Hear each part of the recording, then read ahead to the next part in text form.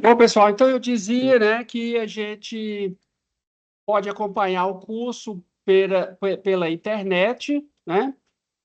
Aqui tem a homepage do curso, nesse endereço aqui, www.ufmbr, tio F. Cruz, disciplinas BIOB, Bioestatística Básica.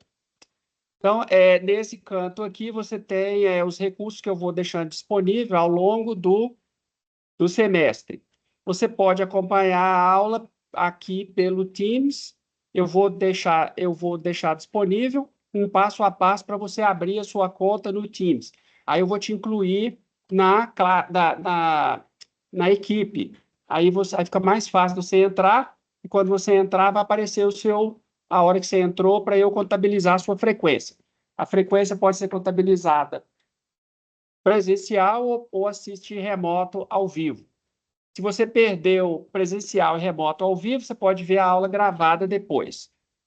Então, a gente falou aqui da apresentação do curso, dos objetivos da disciplina, da ementa, do programa, das datas das provas e da questão da frequência, né? A frequência você tem que estar presente em 22 dias. Não, em 12 dias. Você tem que ter 24 horas de presença, que é mais do que 75%. Isso quer dizer que você pode perder até 3 semanas. Corresponde a 6 horas aula. Livro-texto é o livrinho da Arminda com o Chico, com o Zé Francisco, que você pode encontrar na biblioteca. Esse livrinho aqui, Introdução à Estatística Médica. Tá certo? A gente tem a homepage do curso e tem também a página no Moodle. No Moodle, então, você tem aqui os avisos. Eu dei avisos aí, né? Do início da aula. E também aqui tem o plano de ensino com as datas das provas e os locais. Está tudo aí direitinho. Tem a homepage do curso para você pegar os recursos. Programa de monitoria de graduação. Aqui tem como você pode acessar o programa de monitoria, se você tiver dúvida. Acho que os monitores fazem atendimento remoto. Lista para assinatura, você verifica aqui se seu nome aparece. Se seu nome aparece, você está matriculado. Se não aparece, vai descobrir o que aconteceu. Então, essa daqui é a lista que eu tinha no dia 29. Aí eu vou atualizando novas listas. Você pode acompanhar a aula ao vivo no Microsoft Teams por esse link de acesso, somente segundas, de 10h15 às 11h55, que esse link está ativo. Se você perdeu ou se você quer rever uma aula, você pode ir lá na playlist do YouTube. Tá? A aula é disponibilizada ali. Aqui eu deixo disponível algum material necessário para o curso. Aqui está o início do semestre, né? Hoje, dia 30, tem a apresentação do curso, que foi o que eu fiz aí para vocês. Tem o capítulo 1 que a gente vai começar hoje, tá? A gravação da aula, a aula não terminou. Quando terminar, esse link aqui vai te levar para a gravação da aula, que pode ser obtido também aqui pelo playlist do YouTube. Vai ter um questionário. Questionário faz parte das atividades que vocês têm que desenvolver para ganhar os 30 pontos aqui, de participação em lista de exercício. Então, vai ter lista de exercícios, questionários e participação em sala. Aí você vai ganhar 30 pontos, certo? Nisso. Esses pontos não são automáticos, tá? você já não tem 30 pontos garantido, não. Eu gosto de avisar antes, para você não ter essa frustração depois. Ganha 30 pontos quem entrega todas as listas e faz todos os questionários, tá certo? E tem a frequência. Tem os 75% de frequência. Eu vou mostrar esse questionário daqui a pouco. Então, a gente vai começar o capítulo 1 aí com o papel da estatística na área de saúde. Então, eu vou dar uma apanhada geral de onde a gente quer chegar com o curso. É um curso bastante prático. As pessoas, os estudantes elogiam porque é um curso prático, não é um curso de teoria pura, é um curso para ajudar vocês a prática profissional de vocês aí. Tá certo? Esse slide ele está disponível para vocês já. Vocês encontram ele através da homepage e também através do Moodle. Então, aqui, ó, notas de aula, o papel da estatística na área de saúde. Listas de exercícios eu vou deixar disponível aqui. Tem o software estatístico, tem 2 softwares que a gente pode usar. Tem o Minitab, que é um software especializado para estatística. Esse software é pago. Se vocês entrarem no site deles aqui, acho que dá para baixar e usar 30 dias, gratuito. Tem também o pacote estatístico R, que é gratuito já. Aqui você encontra instruções de como instalar. E tem também o Excel, do Microsoft Office. Vai ser o que eu vou usar mais, o Excel. Eu vou apresentar para vocês aqui algumas soluções usando a planilha Excel. Tá certo? Então, provavelmente é o que a gente vai utilizar mais, a planilha Excel, para resolver a parte numérica dos exercícios. Tá certo? E aqui, o resultado das avaliações está no meu UFMG. Eu publico tudo lá. Tá certo? Eu acho que é isso aí. Agora eu vou falar, então, do capítulo 1. Alguma dúvida até aqui? Sim?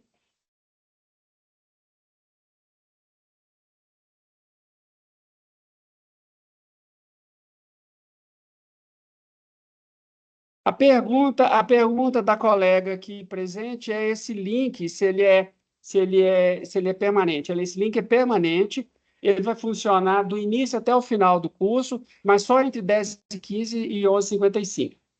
Quer dizer, nesse horário, se você for tentar acessar esse link fora desse horário, você vai encontrar uma sala vazia lá. Eu não vou estar lá falando nada. Mas é o mesmo link o tempo todo. Tá? Você clica aqui, aí ele entra ali, eu já estou logado, né? Eu já estou logado no Teams, aí ele já me joga lá para dentro da sala. Tá certo?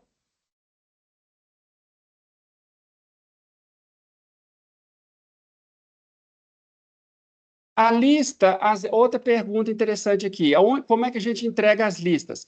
As listas vão ser entregues através do Moodle. Você vai ter que fazer a lista e depois eu vou explicar direitinho. Você vai escanear ela em PDF e tem ferramenta que eu vou indicar aqui usando celular. Aí você vai fazer o upload da lista. Não vai ter nada de papel no curso. Só essa folhinha que eu dei hoje aí. Tá certo? Tudo vai ser pelo Moodle. Eu vou colocar um linkzinho lá que você vai depositar a lista sua ali. Para fazer a lista, a parte numérica, você vai ter que ter acesso a um computador, a uma calculadora, para você fazer a parte numérica, e aí você põe lá no Moodle, tá certo? Quer ver? Vai ser alguma coisa tipo isso aqui, ó. Você pegar aqui uma turma anterior minha, aqui, ó. Tá vendo? Você vai ter, aqui, ó, você vai ter entrega da lista, né? Aqui, ó, a entrega da lista vai ser em formato PDF, você vai fazer o upload dela aqui.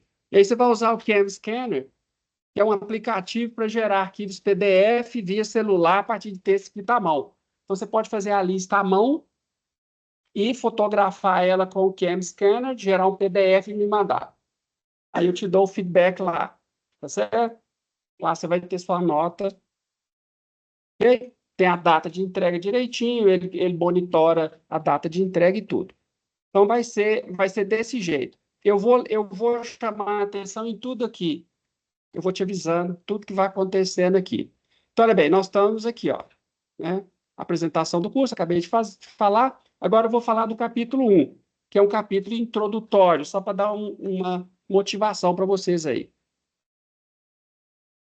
E eu vou passar para vocês também esse passo a passo aqui para iniciar no Teams. Qualquer problema que vocês tiverem, vocês entrem em contato com o pessoal de TI, aí da UFMG que eles ajudam. Tá? Esses slides, então, vão ser disponibilizados à medida que o curso for andando. Certo?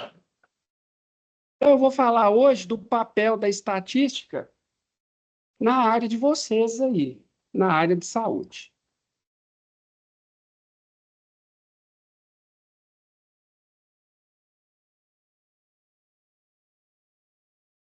Então, vamos lá. Até aqui, tudo bem? Eu acho que esse curso vai ser bacana. Não é porque sou eu que estou dando, não, mas eu acho que é legal. Eu estar dando é um fator também importante. Vocês vão ver depois que eu sou professor bacana, com muita empatia, eu já fui aluno muitos anos, né? É bioestatística. Bom, a gente chama bioestatística um conjunto de ferramentas estatísticas que a gente usa para tratar a variabilidade que está presente nas áreas de saúde, na área médica e biológica, na biomédica, né? Então, existe a engenharia estatística. Não, lá a gente chama de estatística só, o pessoal da engenharia, pessoal da área de humanas, a gente chama de estatística também. Pessoal da área de médica, a gente chama de bioestatística. Então, às vezes, a mesma ferramenta que o engenheiro aprende, ele aprende para modelar uma máquina, funcionamento de uma máquina. A gente usa para modelar o funcionamento dos seres vivos, sim? Aumentar? Deixa eu ver se eu ganho um pouquinho mais de espaço aqui. Bom feedback aí, se você não está conseguindo ler, é sinal de que você está me pedindo para ler, é sinal que você está interessada, né? Se você está interessado, isso é uma coisa boa. Melhorou? Melhorou o tamanho? Melhorou um pouquinho? Aí eu deixo esse pedacinho aqui se eu precisar de fazer alguma anotação. Na verdade, eu acho que eu nem vou precisar de fazer anotação. Se eu fizer anotação, eu faço no próprio slide. Deixar aqui o tamanho máximo aí. Ou então, bioestatística é aquele conjunto de ferramentas para a parte biomédica. Então, ela fornece métodos para a gente tomar decisões ótimas na presença de incerteza, tá certo? Algumas das aplicações de estatística da medicina, a gente consegue determinar fatores de risco para a doença. Na farmácia, a gente consegue comprovar a eficácia de novos medicamentos. No marketing, a gente consegue ver viabilidade de novos negócios, determinação de tributos para novos produtos. Na política social, a gente consegue levantar dados demográficos. Quantas pessoas têm acesso à água, luz e esgoto? Quantas pessoas que têm renda acima de tanto? Tá certo? Então, isso aí são dados que a estatística trata. Engenharia, economia, todas as áreas têm aplicações. Meu departamento, ele leciona para mais de 40 cursos na universidade. É um dos departamentos que mais presta serviço, que a estatística ela é importante lá na Fafiche, na Faculdade de Letras, lá no ICB, aqui na FACE, tá certo? No ICEX, na Escola de Engenharia, lá na Medicina. Só direito é que mexe menos com estatística, tá certo? Muito embora alguns conceitos de estatística surgiram lá no direito, né? Depois eu explico isso para vocês. Motivação aqui. Por que você vai estudar bioestatística? Então, vamos ver esse exemplo aqui. Pedra nos rins atingem 3 vezes mais os homens que as mulheres. Isso é um dado estatístico, né? Isso é um dado estatístico. Dentro do ranking das doenças urológicas masculinas, 30% tem cálculo renal aí, ó. 30% problema de próstata, 20% disfunção sexual, 15% câncer e 5% outras doenças. São os rankings. Então, ela está no topo do ranking das doenças masculinas. A reincidência, 50% vão ter pedra por uma segunda vez e 75% vão desenvolver o problema pela terceira vez. Quer dizer, esse resultado aqui, para mim, ele até não sei se eu estou entendendo ele bem, não, porque 50% vão ter só a segunda vez, e 75% vão repetir 3 vezes. Né? 3 em cada 4 vão repetir 3 vezes o problema. Aqui tem a fonte da notícia, tá certo? Isso aí, vocês estão vendo o perfil estatístico da doença. 70% a 90% dos cálculos renais são feitos de cálcio. A situação é quase sempre associada a infecções do trato urinário. 10% são ácido úrico, substância resultado da degradação de compostos de nitrogênio no corpo e em alguns alimentos, que a pessoa tem a ver com a dieta da pessoa. As pedras nos rins, né? 75% dos tipos de cálculo são pedras nos rins. 15% no uretra e 15% na bexiga. Aí formam 100%. Os grupos de risco, 3 vezes mais homem, para cada 3 homens você vê uma mulher com cálculo renal. A chance aumenta acima de 40 anos, principalmente entre homens brancos. Então, não a cor, mas a etnia da pessoa importa, né? Fatores de risco, pessoas com histórico na família, isso aqui tudo foi identificado pela estatística. Os fatores de risco. Quem tem gota é uma condição médica lá, né? Dieta muito rica em proteína animal e com pouca fibra e pouco líquido. Uso abusivo de álcool, vida sedentária demais, né? Muito sedentária, estresse e doenças intestinais. São todos fatores de risco para o cálculo renal. Então, isso aí todos são dados que foram coletados da população e agrupados em indicadores estatísticos.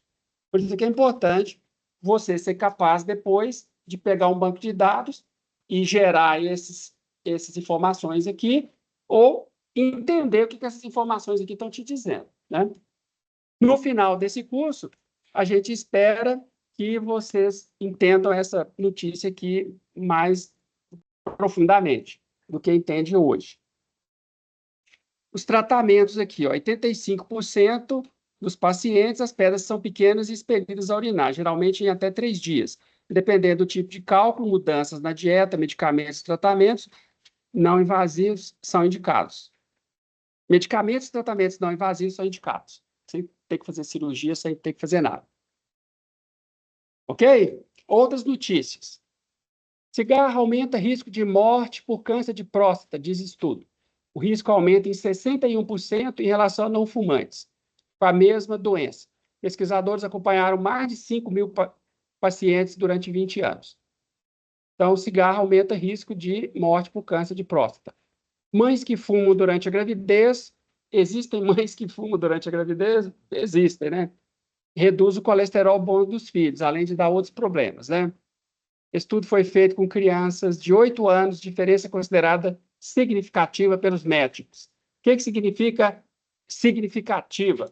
Significa que a diferença do colesterol bom para crianças cujas mães fumavam, essa diferença ela não foi observada pelo acaso, certo? Tem coisas que a gente observa pelo acaso, tem coisas que a gente observa porque tem uma força em favor delas.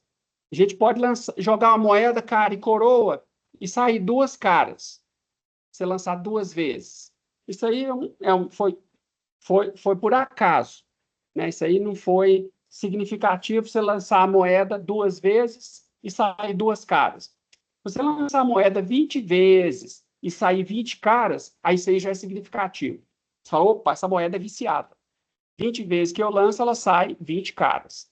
Então, essa moeda é viciada, é a mesma coisa de dizer que viciada, ela tem um viés, ela tem uma tendência a sair mais caro do que coroa.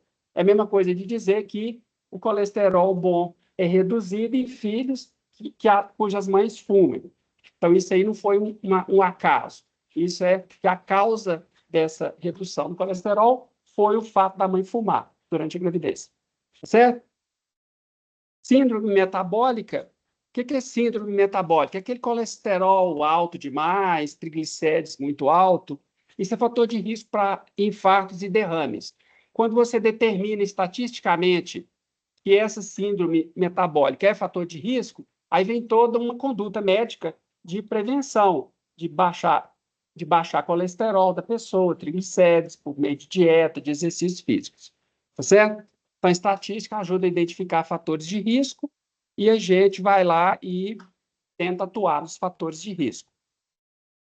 Depressão atinge 70% das pessoas que não tratam pânico, diz médico. Então, a pessoa tem síndrome de pânico, aí, se ela não trata, aquilo pode evoluir para depressão, que é um quadro psiquiátrico mais grave ainda. Certo? Então, isso aqui são todas notícias que estão fazendo uso intensivo da estatística. Vocês têm que ser capazes de entender essas notícias mais profundamente. E mesmo produzir notícias assim, produzir resultados assim, através da prática profissional de vocês lá. Um exemplo aqui. O exemplo 1.1. Propriedades analgésicas. O que é analgésico? É que tira dor, né? Antitérmica é que baixa febre. E anti-inflamatória é que diminui a inflamação. Da aspirina. O que é aspirina? É o ácido acetil salicílico, né? A aspirina, ela então tem essa propriedade analgésica, antitérmica e anti-inflamatória. Isso já foi verificado durante já é conhecido há muito tempo. Só que recentemente, quer dizer, não tão recentemente, quando esse livro foi escrito, esse livro aqui foi escrito em 99. Vocês já tinham nascido em 99? Tinha. Pois é, então não é tão recente assim. Vocês nasceram em quanto aqui? 84? 94. Às vezes eu perco a noção. 94. Então foi. 2004 vocês nasceram? É verdade. Então vocês não tinham nascido, não. Eu tenho, ó, que esse livro aqui, ele foi, os autores que dedicaram ele para mim, vocês não tinham nascido quando ele foi escrito. Então, recentemente para mim. Para vocês é velho, né? Coisa velha. Tem mais de 20 anos lá para trás. Então, vocês nem tinham nascido ainda. Então, esse recente aqui é para mim, tá? Para vocês não, vocês é muito tempo atrás.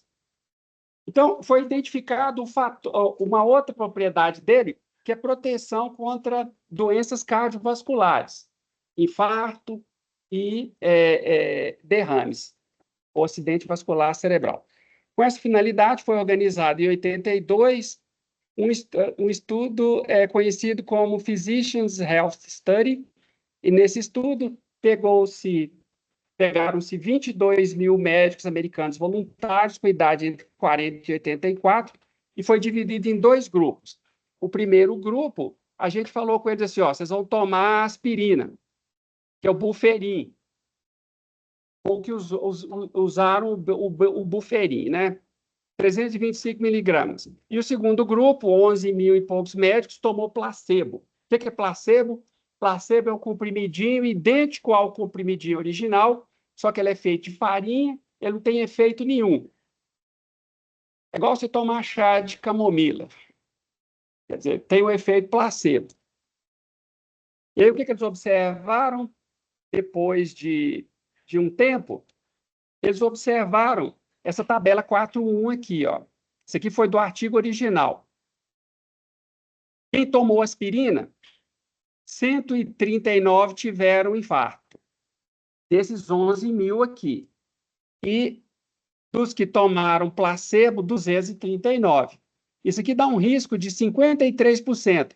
Isso quer dizer que quem não toma aspirina tem 53% a mais de chance de probabilidade de ter o risco cardíaco, né? 50% a mais aqui, ó, né?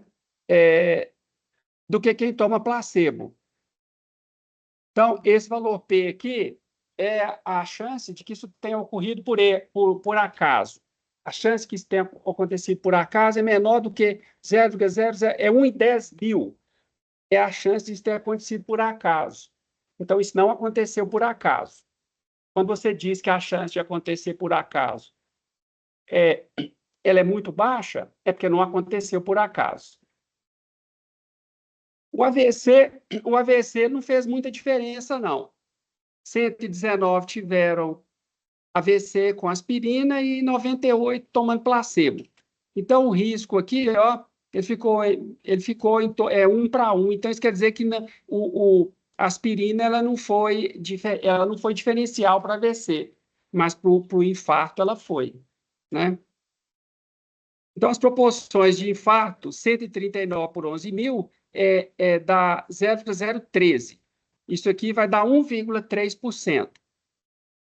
E então, ó, deu 1,3% quem toma aspirina. 1,3% aqui, né? Quem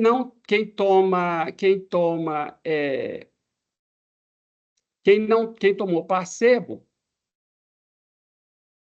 2,2% da população. De cada 100 médicos, 2 que tomavam placebo tiveram AVC. Quem tomava aspirina, só 1. Então, quer dizer, pegou ali quase que a metade, né? De 2 para 1, de 2,2 para 1,3. Foi quase a metade, né? Então, olha lá para você ver, o risco cai pela metade aqui, ó, para se você tomar aspirina. Tá? Então, a questão crucial é se essa diferença observada, 1,3% e 2,2%, se isso é fruto do acaso ou não. Só que como esse valor P aqui, ó, é tão pequenininho, isso aqui é como se fosse 1, 2... Isso aqui é como se fosse 1 em 10 mil. Ok? 1 em 10 mil vai dar isso aqui, ó. 10, 100 mil, 10 mil. Valor P é a chance de isso ter acontecido por acaso. A chance de isso ter acontecido por acaso é mínima. Então, isso não aconteceu por acaso. A estatística ela consegue calcular a chance daquilo ter acontecido por acaso. Você lança uma moeda 10 vezes e dá 10 caras, qual é a chance disso ter acontecido por acaso? Depois eu posso mostrar o cálculo para vocês. Vai dar aproximadamente 1 em 1000. Isso ter acontecido por acaso. Então, se de fato você lançar a moeda 10 vezes e sair 10 caras, você pode concluir que muito provavelmente aquela moeda é viciada, que ela tem mais chance de cair cara do que coroa. Ela deve ter um peso, esse quando você joga, ela tende a cair com a cara sempre para cima. Certo? Então, uma moeda viciada significa um fator importante no tratamento de uma pessoa. Matematicamente, é como você enxergaria aquilo, né? Quando você toma aspirina, você faz uma moeda viciada a seu favor, né? Para ela te dar menos AVC, menos infarto do que a população em geral. Ok? Então, o exemplo seguinte é o seguinte: muitos estudos eles são dedicados à pesquisa da etiologia de uma doença. O que é etiologia? É o que causa aquela doença. O que é fator de risco para aquela doença. Tá? Então, são os fatores da descoberta dos fatores de risco. Então, a gente vai apresentar aqui agora os resultados que foram conduzidos por uns bioestatísticos britânicos com relação ao fumo e câncer de pulmão. Então, tem os resultados aqui que eles dividiram os pacientes masculinos com diagnóstico de câncer de pulmão e sem diagnóstico de câncer de pulmão. Então, com diagnóstico e sem diagnóstico, a gente chama de controle. Aí eles identificaram que dos que tinham câncer de pulmão, 647 eram fumantes e apenas 2 eram não fumantes.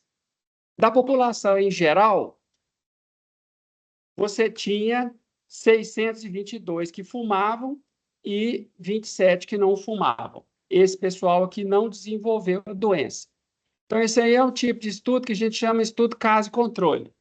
A gente vai aprender a identificar esse estudo e a fazer a análise dele aqui no curso, tá? Esse estudo, ele foi criticado porque ele podia conduzir associações espúrias ou associações impróprias. O que é uma associação imprópria? Imagina que, deixa eu ver, imagina, não sei se eu tenho tempo de explicar isso rapidinho, não sei se vocês já ouviram falar de teste QI, que é quociente intelectual, era um teste que era aplicado até os anos 80, bem antes de vocês nascerem, para medir a inteligência das pessoas. Hoje em dia, os testes de QI avaliam única e exclusivamente a capacidade que a pessoa tem de fazer teste de QI. Então, se você tem um QI alto, é porque a sua capacidade de fazer teste de QI é alta.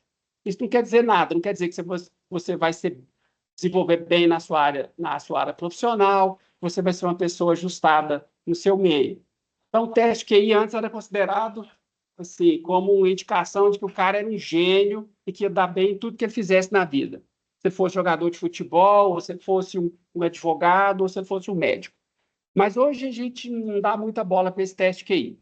Mas quando esses testes de QI começaram, por exemplo, você poderia fazer uma associação espúria. Se você pegasse, por exemplo, crianças ali no ensino fundamental 2, a partir do 6º ano, se você fosse aplicando teste de QI, você ia ver que quanto mais velho o estudante, maior era o QI, o teste de QI dele. E se você pegasse o pezinho do estudante, você podia fazer uma associação aqui com o tamanho do pé, eu vou chamar aqui tamanho do pé, e o percentual de QI. Então, será que dava para você assumir que a inteligência da pessoa vem pelo tamanho do pé? A associação espúria é que quanto maior o pé, maior é a maturidade intelectual da pessoa, então ele tem notas melhores no teste de QI e o tamanho do pé entrou ali só como associação espúria. Então, esse estudo ele foi considerado inconclusivo, porque ele tinha essa possibilidade de associação espúria, tá certo? Aí foi feito um estudo mais sofisticado, que é o estudo de coorte, não está escrito errado aqui não, tá? É coorte mesmo. Coorte é um grupo que você vai acompanhando ao longo do tempo. Então, esse estudo de coorte, que olha bem, esse estudo caso e controle, ele começa com pessoas doentes e pessoas saudáveis. O estudo de coorte, ele começa com todo mundo saudável, né? E aí, 60 mil médicos ingleses, e aí eles foram acompanhados de acordo com ele se tinha o hábito de fumar ou não. E aí eles foram estudando ao longo do tempo, né? Ao longo do tempo aqui, o surgimento de doenças. E aí eles identificaram aqui ó, a taxa de incidência de câncer pulmonar por 1.000 pessoas, ano de exposição. Se ele fumava de 1 a 14, de 15 a 24 ou mais de 25.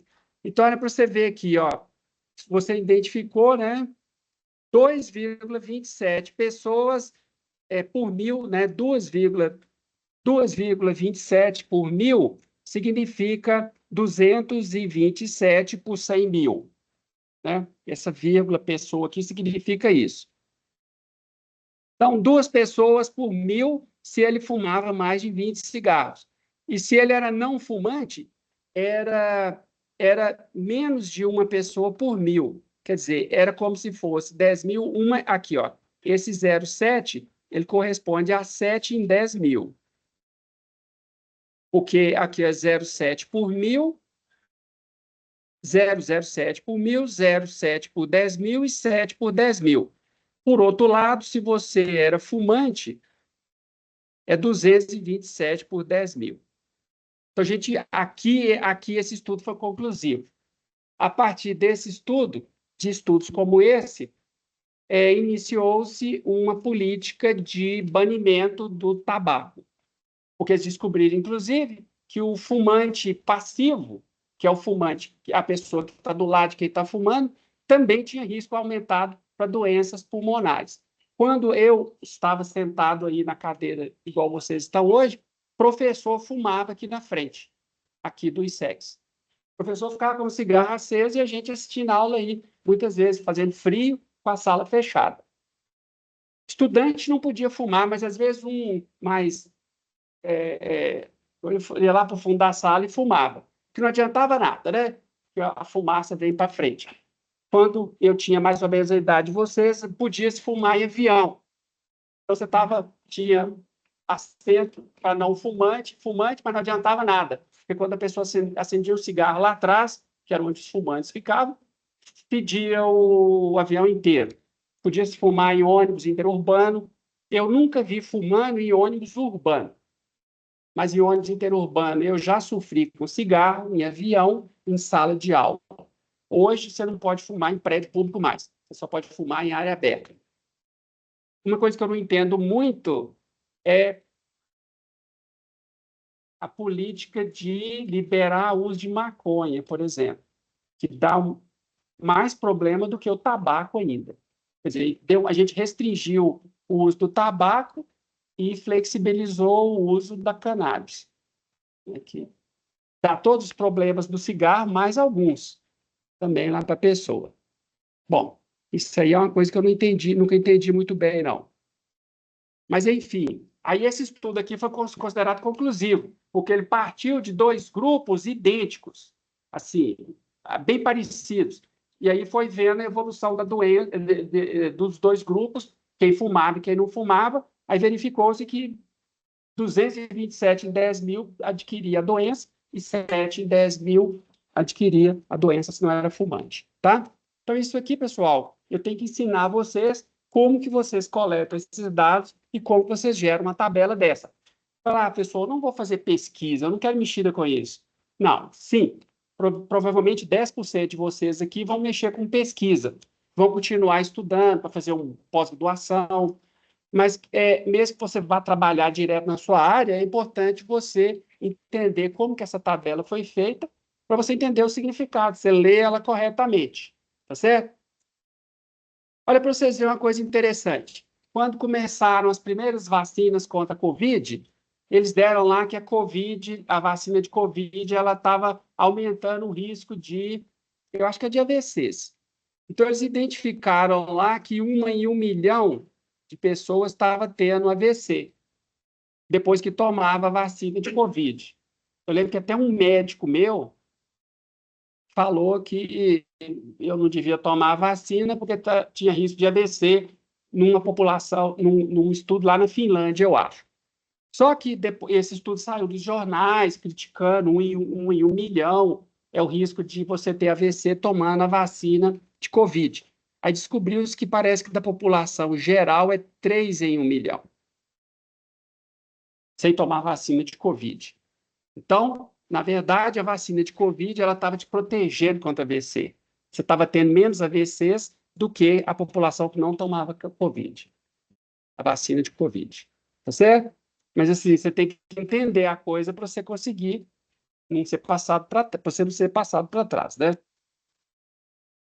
Pessoal, tem também a questão de variabilidade, de variabilidade de população, tá? Então, como que você vai comparar um padrão com um padrão, uma medida de importância clínica, como temperatura, pressão arterial, ritmo cardíaco e parâmetros hematológicos, tipo colesterol bom, colesterol ruim, triglicérides.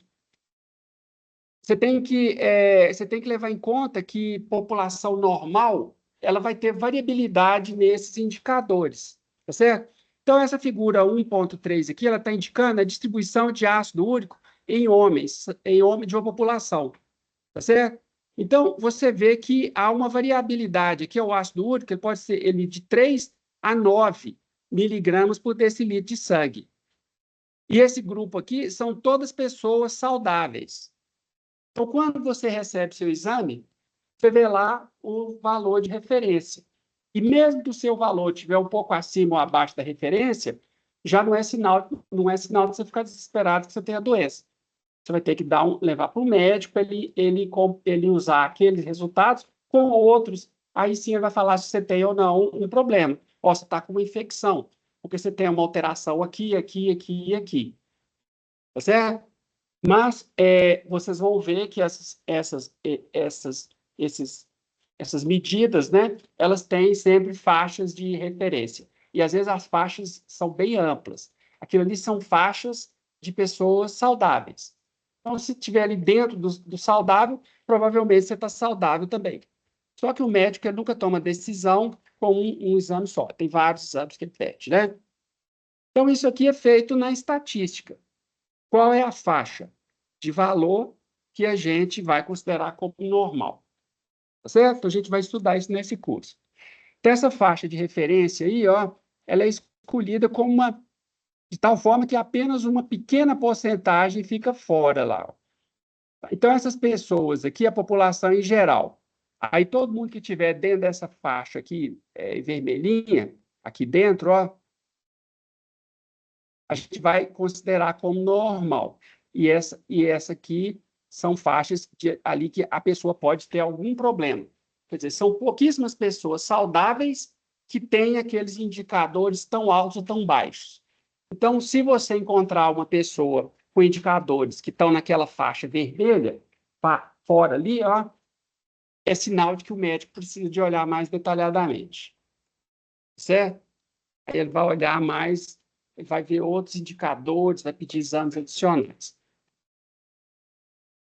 Olha lá, se você excluir os 2,5% de cada extremo, você vai ter uma faixa de normalidade, digamos assim, de ácido úrico, 3,7,5, dá mais que o dobro, né? Mas é o que você observa, se você pegar todas as pessoas normais, várias pessoas normais e medir, você vai encontrar só 2,5% abaixo de 3,7 ou acima de 7,5. Então, todo mundo que tiver entre 3,7 e 7,5 vai ser quase com certeza normal.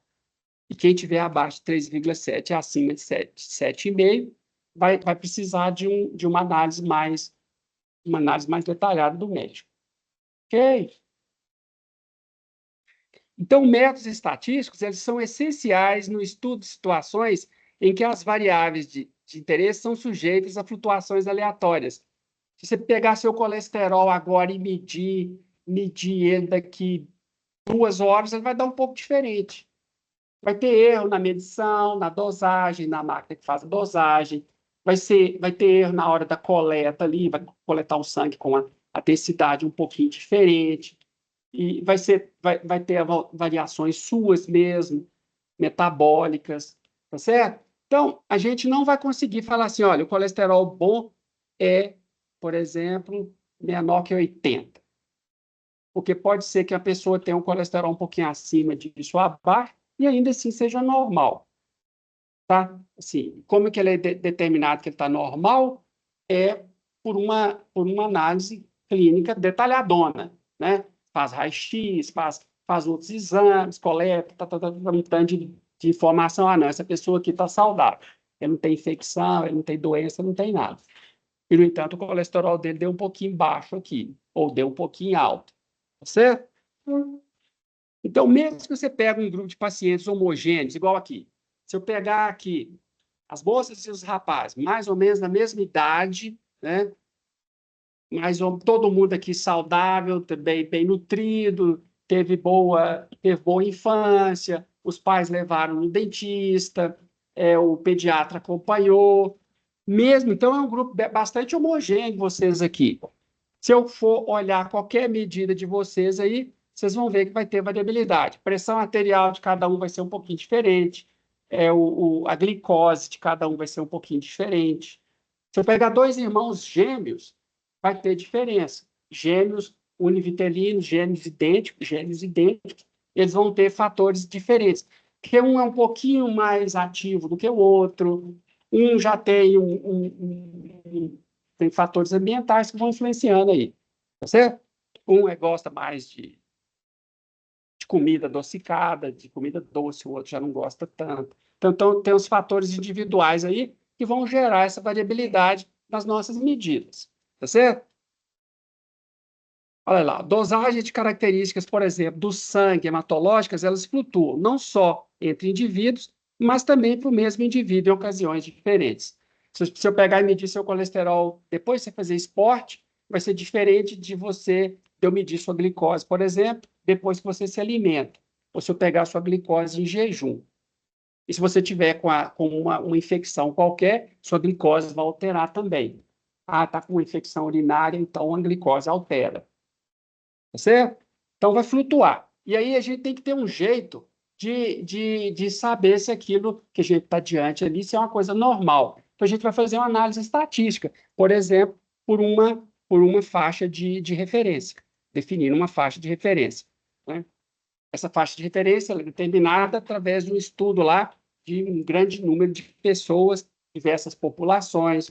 Obviamente, a faixa de referência do Brasil vai ser diferente da faixa de referência da África, que vai ser diferente da faixa de referência da Europa, por exemplo. Certo? Portanto, para estudar problemas clínicos, é necessária uma metodologia capaz de tratar essa variabilidade de forma adequada. Saber se duas diferenças são significativas ou não, tipo essas duas aqui. Ó. Isso aqui é significativo em relação a isso e isso? O número de cigarros que a pessoa fuma altera no risco dele?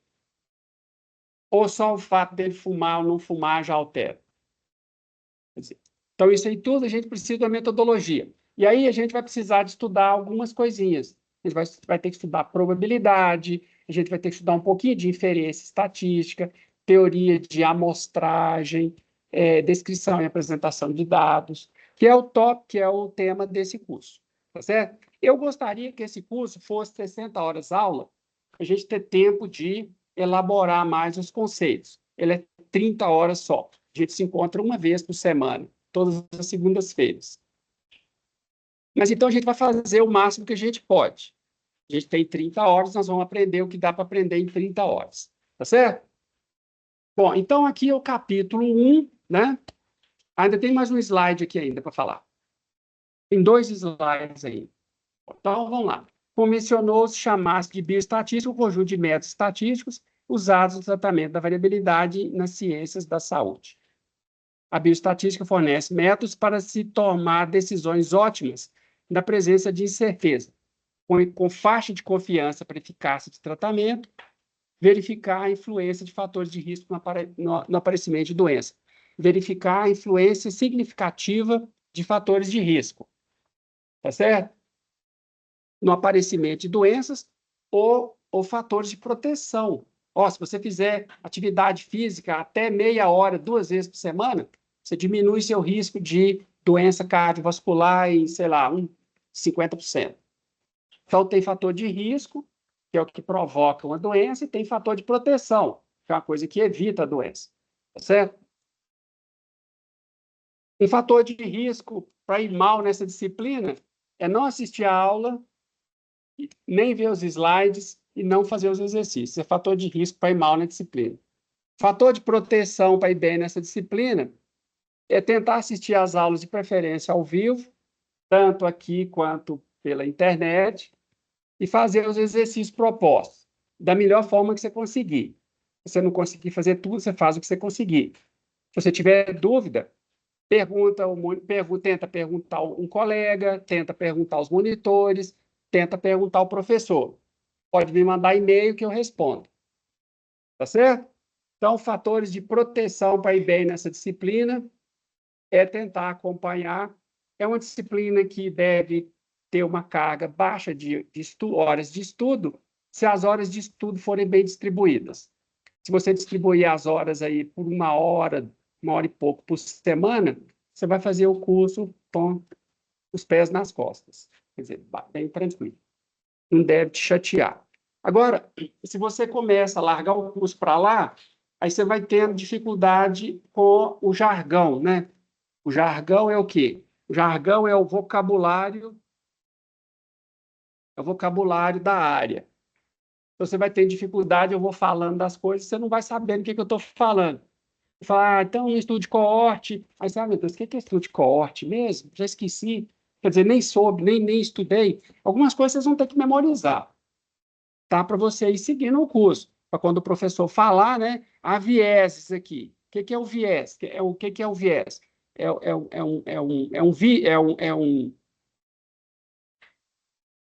O viés é tipo uma ideia errada, né? Um desvio do valor correto. É um viés, né? Tem um desvio do valor correto. Então, eu tenho que saber o que esse conceito significa, tá? E aí, pessoal, o meu objetivo é que, pelo menos, vocês consigam ler a literatura científica na área de vocês. Ah, eu vou trabalhar no laboratório, aí tem um teste diagnóstico, aí eu leio a bula do teste diagnóstico, aí eu sei o que significa acessibilidade, eu sei o que significa a especificidade desse teste. Aí a pessoa me pergunta, que vai fazer o teste lá comigo, eu consigo falar, não, esse teste tem 99% de sensibilidade, ou seja, ele indica corretamente as pessoas que têm doença 99% das vezes. E tem uma sensibilidade de 95%. O que é a sensibilidade? Ele indica que a pessoa não tem a doença corretamente 95% das vezes. Tá? Então, pelo menos isso, falso positivo, falso negativo, vocês têm que sair daqui desse curso sabendo o que significa, para vocês estudarem lá a matéria dos que vem depois, né? As matérias mais específicas do curso de vocês. Esse curso, eu estou certo? Tem pessoal de farmácia, biomedicina e algo mais? Algum outro curso? São só esses dois, né? Sim? Correto? Pois é, o curso é direcionado para vocês. Eu sou engenheiro, não trabalho com bioestatística, mas eu tenho um compromisso de entregar um resultado de qualidade.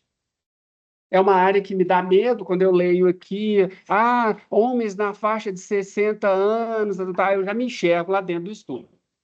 Então, para mim, é um esforçozinho de manter os meus demônios sob controle. Tá? É tema lá da minha terapia, com a minha terapeuta. Pô, estou estudando câncer de pulmão, meu pai fumou muitos anos, eu era fumante passivo. Aí a minha terapeuta tem que passar a mão na minha cabeça lá, fala, não, peraí. Tá. Mas assim, eu vou tentar entregar uma coisa de qualidade para vocês. Tá certo? Não acabou não, peraí, vocês estão arrumando a mochila, não acabou não. Então, acompanhar a literatura é fundamental para todos que querem ser bons profissionais. Você quer ser um bom profissional? O que é um bom profissional? É um profissional que está com o emprego garantido. É um profissional que, quando entra de férias, ele sabe que o emprego vai estar esperando ele quando ele voltar de férias. Né? É um profissional que ele sabe, quando ele tiver com 40 anos, que ele não vai ser trocado por dois de 20, porque o conhecimento dele o torna insubstituível, ou muito difícil de substituir. Uma coisa bacana de ser professor é isso. Eu já vou fazer quase 60 anos, um professor de 30 anos dificilmente vai tirar meu emprego, por causa do conhecimento acumulado. Né? Então, bons profissionais é um profissional que tem um emprego garantido lá, né? Vai crescer lá dentro do trabalho, né? Vai na carreira profissional. E aí eu pretendo dar para vocês esse pedacinho de conhecimento, que é a bioestatística, para vocês ficarem mais competitivos no mercado. Bom, então, como eu falei, aqui na página do Moodle, vocês vão estar sempre olhando ela. Aí, semana de 30 a 6 de setembro, né, tem o início do semestre. Aí eu vou colocando coisa aqui ao longo das semanas. Aqui, ó, 23 de dezembro até 5 de janeiro, a gente vai ter recesso escolar. Ali, dia 16 de dezembro, eu acho que dá uma segunda-feira, a gente suspende o curso. 16 de dezembro, a gente tem a última aula de 2024, e aí a gente volta só 6 de janeiro. Aí tem 6 de janeiro até o dia 20 de janeiro, aqui, ó, a gente tem 3 semanas de aula, e aí, em 20 de janeiro, a gente faz a segunda e última prova para 80% de vocês. 27 de fevereiro é quem for fazer suplementar, 3 de fevereiro é quem precisar de fazer exame especial. Final de semestre aqui, dia 9 de fevereiro. Tá certo? Então, vocês vão acompanhando o curso aqui, isso aqui vai crescendo ao longo do tempo. No final do dia, vocês vão ter a gravação da aula disponível aqui para vocês. A gravação dessa aula de hoje. E tem os questionários diários. Questionário do dia 30/9 sobre o capítulo 1, papel da estatística na área de saúde. Então, você vem cá ele está aberto hoje, abriu hoje, vocês têm até dia 17 de novembro para fazer. Eu recomendo você não deixar para fazer no final. Eu te recomendo fazer toda a aula, você vai lá e faz, porque depois você pode continuar abrindo o questionário e ver a resposta certa, fazer revisão dele. Se você deixar para fazer ele de última hora, vai que o Moodle está dando problema no dia 17. Aí você perde o questionário. Esse questionário aqui ajuda a contabilizar os 30 pontos lá de lista de exercícios de participação. Sim? Alguém queria fazer uma pergunta lá atrás?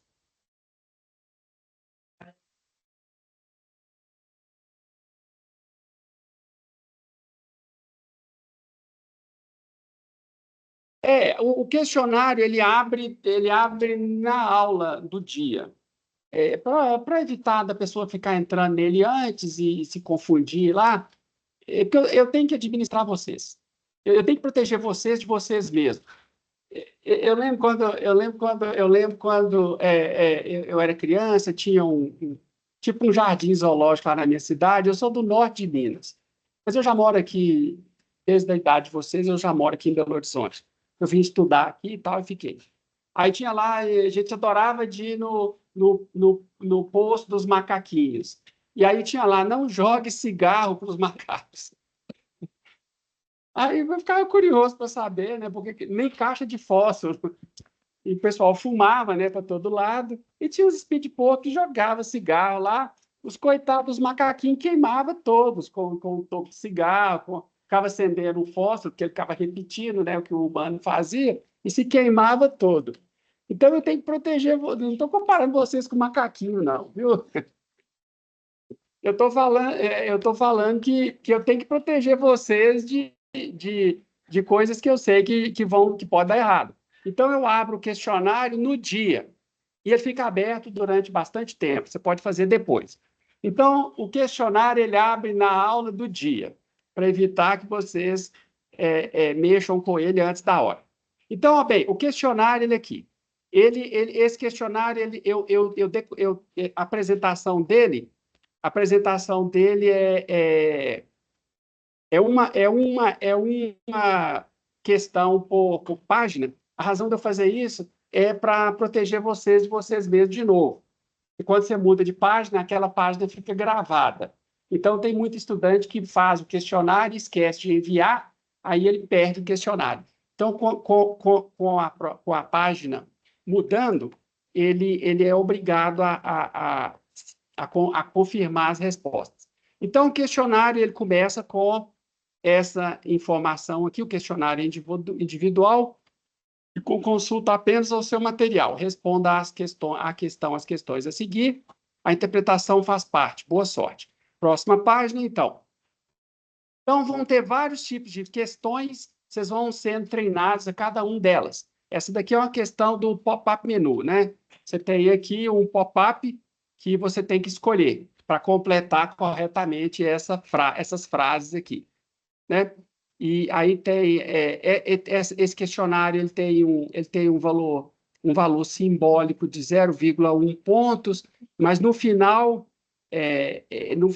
ele aqui a nota vale 0,1, mas no final eles vão valer 30 pontos. Todos os questionários e todas as listas de exercícios. Então vamos lá. Aí você vai visualizar ele, né? Aí a primeira página é só informação, a segunda página é a primeira questão. Convencionou-se chamar de bioestatística o conjunto de saúde, o conjunto de métodos da saúde, o conjunto de métodos da estatística, o conjunto de métodos da ótima. Ótimo parece que não é, né? Então, o conjunto de métodos da saúde, aí como é que a gente vai fazer? Vocês vão consultar o material de vocês aqui, ó. Vão ver aqui o que é que convencionou se chamar de bioestatística. Há o conjunto de métodos estatísticos. Aqui. Conjunto de métodos da estatística para tratamento da variabilidade na estatística, não, na saúde, né? Aqui eu chamei de ciências da saúde.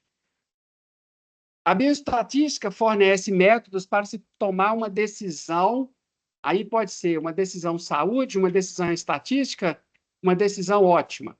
Bom, então a gente precisa de tomar decisões ótimas, né? As melhores decisões possíveis na presença de influência, na presença de faixa, na presença de incerteza, tá? Estabelecendo uma faixa para a eficácia dos tratamentos, verificando a influência de fatores de risco. Pode ser que exista uma outra combinação de palavras que dê algum sentido, mas nenhuma combinação vai encaixar tão bem quanto essas daqui que eu apresentei. Tá certo? Você escolheu as palavras, aí você passa para a página seguinte. Aí, olha bem, já o professor te protegendo. Quando você passou para a página seguinte, o Moodle já salvou aquelas respostas suas lá. Porque quando vencer o prazo, a resposta que você marcou ela é registrada, se você não registrar, tá? Aí tem a segunda questão. A segunda questão é pop-up menu também, né? Então vamos ver o que a gente consegue aqui.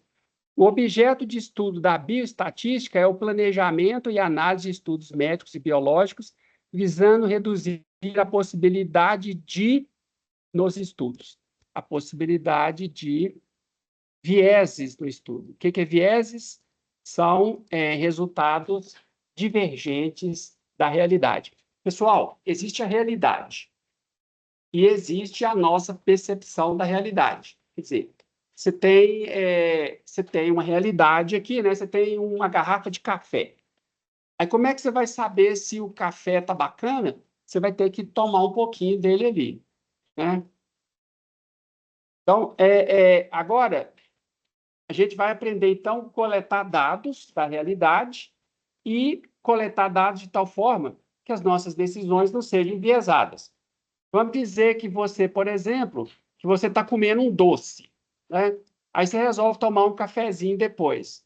Você vai ter dificuldade de identificar se o café está com doce, com açúcar ou não, porque sua boca já está enviesada para o lado da açúcar.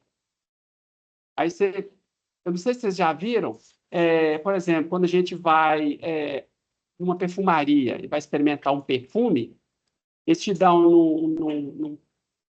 num mostradorzinho o perfume, aí quando você vai experimentar um outro perfume, você cheira um potezinho de café. Não sei se vocês já fizeram isso, nunca fizeram? Então, se você for experimentar um perfume na perfumaria, vai ter um potinho de café, que é tipo assim, para você limpar as suas papilas, seus sensores olfativos. Tá certo? Então, isso aí é uma forma de você tirar o viés, de você separar os perfumes. Você vai experimentar um vinho, tem uma água com gás ali que você toma entre duas experimentações, para você não misturar o sabor dos vinhos. Então, a gente vai aprender técnicas para reduzir a possibilidade de viés nos estudos.